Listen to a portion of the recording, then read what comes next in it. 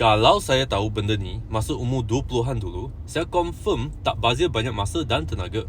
Benda ni ramai orang tak ajar.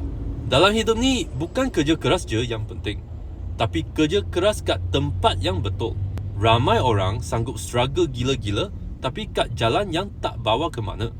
Lepas tu stres, burnout, income tak naik-naik. Kenapa? Sebab terperangkap dalam perangkap hidup yang senyap. Dulu saya pun fikir, janji usaha cukup, rezeki akan datang.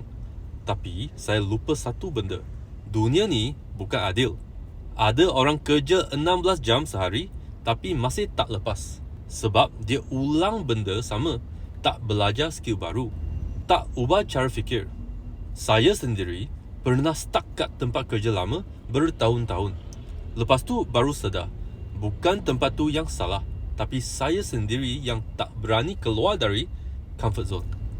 Kalau you rasa hidup macam tak gerak, itu bukan salah tak cukup usaha. Mungkin cara you salah. So jangan tunggu sampai umur 50 baru nak tukar arah. Lagi awal you belajar benda ni, lagi senang you elak perangkap hidup. Upgrade mindset, upgrade skill, baru upgrade hidup.